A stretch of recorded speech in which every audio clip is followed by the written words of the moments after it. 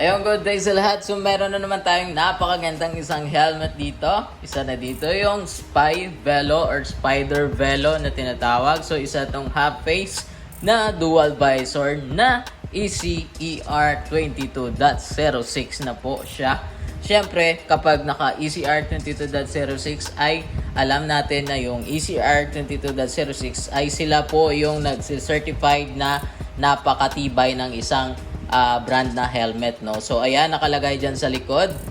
ICC, ECR 22.06. Yung bigat niya ay nasa 1,450 plus 50 grams. So, ayan yung bigat niya. And may nakalagay dito, Final QC Pass. And then, Spy. Tapos, may ngalan sa ilalim na Jet. Ayan, medyo ilapit natin ang konti para makita nyo. So, ayan yung ICC dito na sticker. And then, yung kanyang design dito sa kanyang spoiler ay napakaangas. Ayan, kung nakikita nyo. Kita naman siguro na napakaangas, napakatulis nung kanyang spoiler. So, isa tong half face. Kung unang tingin mo lang sa kanya, parang full face siya. Pero, syempre, alam naman natin, syempre, yung full face meron dito sa may baba. So, isa tong half face, no, na napakaganda. So, Spider Velo, isa siyang pinaka-latest ng half face ng Spider. So, size large po to. Yung kulay niya ay parang nakalagay kasi dito, matte black gray jet. Ayan. Yung feeling dito sa kanyang body ng helmet, yung kanyang siguro paint po to, hindi to wrap kasi mafe-feel ko talaga kung wrap yung isang helmet na nagkaroon na tayo ng isang helmet na naka-wrap yung kanyang body ng kanyang helmet. So ito siguro, I think paint po to kasi mafe-feel mo naman natin kung paint at saka yung wrap eh. So, ang kagandahan nito sa bagong face ng Spider ay dual visor na siya. And syempre, meron siyang minimal lock dito. Ayan, kunin mo natin sa stand. Syempre, i-feel natin kung ano yung ma-feel natin dito. Yun yung sasabihin natin. And then, kung ano yung mga nakasulat dito. Ayun, sa mga bago pala natin dyan, sa mga nanonood sa atin dyan. Salamat nga pala doon sa mga nagko-comment. Sana yung nasagot ko yung mga katanungan nyo. So, ayun, balik tayo dito. So, o nga pala, before nga natin makalimutan ulit, sa mga nag-follow dyan, salamat. Sa mga nag-subscribe sa munting YouTube channel natin, salamat din. At sa mga bago lang dyan, ako po ay nag-i-introduce or nagre-review ng isang helmet, no, ng mga entry level. Kung ano lang po yung alam ko. And then, syempre, kung ano yung nakasulat dito or kung ano yung nafe-feel ko dito sa isang helmet, ay yun lang yung sinasabi natin dito. So, ayan, ang panoorin nyo to.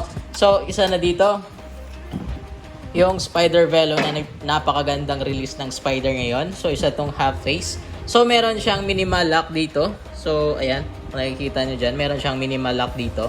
So, kapag bubuksan mo siya, hindi mo siya madadirect na mabuksan. So, dapat ipupush mo siya ng pa-left side. Ayan. Kung narinig yun. Tapos, pwede na siyang itaas. No? So, yung switch naman ng kanyang second visor. Ayan. Kung nakikita nyo, yung second visor niya ay nandito. So, may ears. Malapit dito. So, ayan yung pataas niya.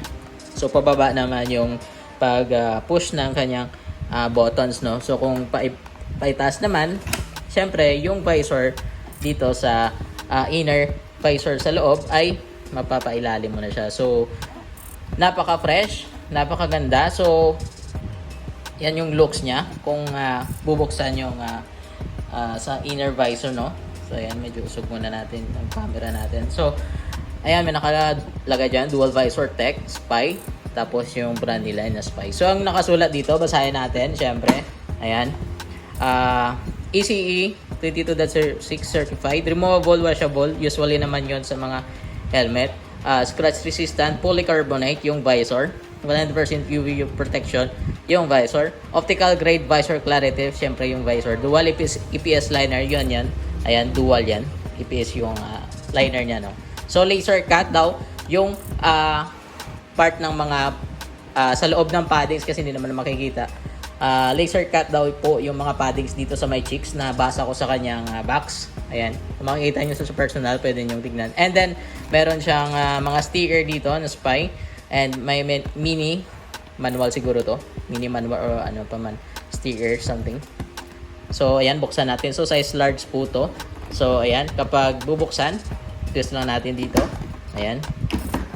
Tapos, pataas natin yung inner visor. Ayan. So, yung sa loob niya, ayan. kung napaka-smooth. Kasi nga, isa to sa pinaka-latest na half face na nirelease ng Spider. Kaya siguro napakaganda ng mga paddings niya. No? Ayan, nakikita nyo naman siguro. Malinaw naman ang camera natin. So, meron siyang lagayan dito. Kung nagtatanong ka, intercom ready po siya, left and right. So, yung paddings niya, abot hanggang dito sa may pinakataas. Napakalambot ng feeling kapag hinawakan. Ayan. Ako na magsasabi, napakaganda ng kanyang padding. Sa price na range na nasa I think 3,000 plus. Napakaganda na ng isang helmet na ganito, no? So napakaganda ng release ngayon ng Spider, no? Sa mga half face. So excuse me, nalaglag yung lights natin. Ayan. Ayan. So yung mga parts dito na nilagay nila, napaka-quality, yung build quality niya. So dito naman, I think hindi siya naka-screw type yung kanyang spoiler, hindi din siya naka plastic lock. So parang dinikit lang po siya. Siguro I think 3M pa rin kasi yun yung usually nalalagay ng mga Spider sa kanilang spoiler. So pwede mo siyang i-remove, madali lang siya i-remove kasi nga naka adhesive lang. Ayun, 3M na adhesive ata yun, kung di ako nagkakamali. And then yung looks niya, napaka detalyado niya. Marami siyang parang cuts. Siguro nga, pati yung shell nito, laser cut. Kasi nakalagay doon sa box. And then, kapag i-change mo siya, ito pa rin yung quick release niya. Kapag nag-change ng visor, no? So, meron siyang dala na, tawag dito, dust bag or bag. Pero, yung sa kanya naman, napakaganda ng kanilang dust bag. Kasi parang quality talaga yung kanyang bag. Ayan, nakikita nyo.